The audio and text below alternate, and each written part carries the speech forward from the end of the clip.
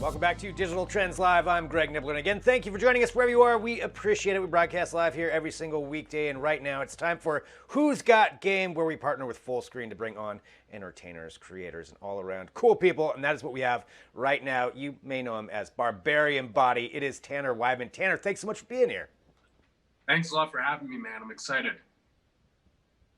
Yeah, I'm excited to talk to you about all kinds of things that are going on right now. There's so many ways we can go about this, but something we always like to do is just talk about how somebody got into what they're into. Like for you, how did you start putting videos on YouTube? How did you get into being a health fitness expert on this channel?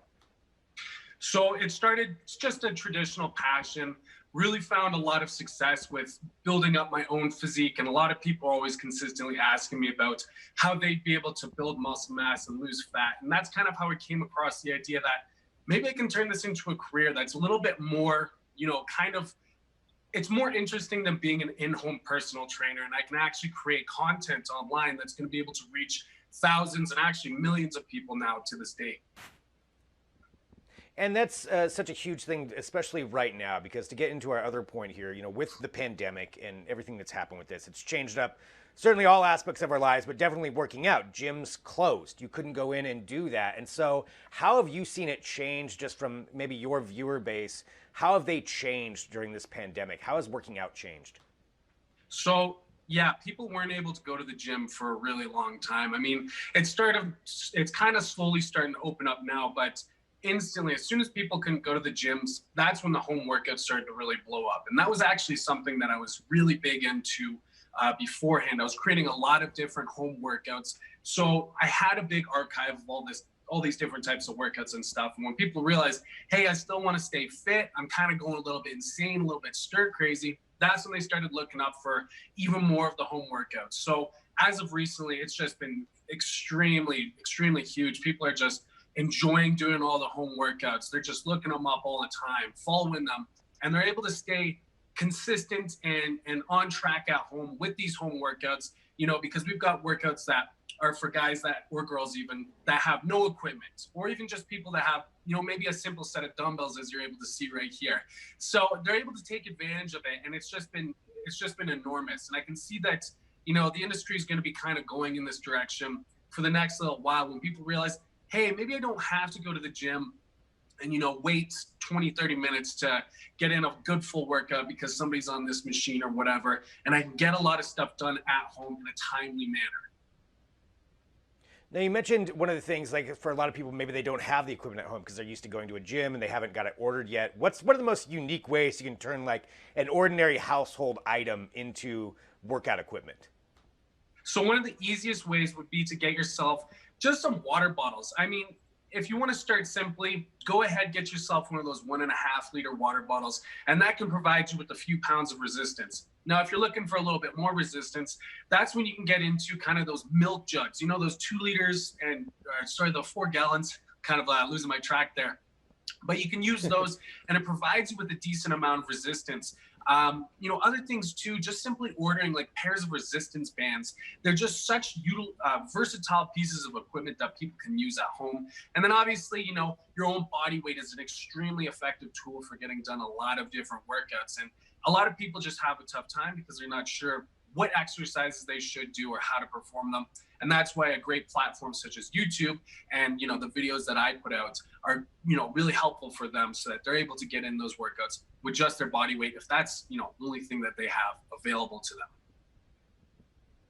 Another thing I think that's been an issue for a lot of people, it's an issue normally, but especially during this, is motivation. I mean, there is such a thing that I've heard called the COVID-19, where people are having a hard time getting motivated and getting themselves ready to go work out. How do you maintain motivation right now? So the main thing with motivation is to give yourself a schedule, to give yourself a plan. Typically you want to do it from Monday to Friday. So you're going to say, on this exact day, I'm going to be working out for how many minutes, or, if you want to do an hour or an hour and a half. Have that plan written out.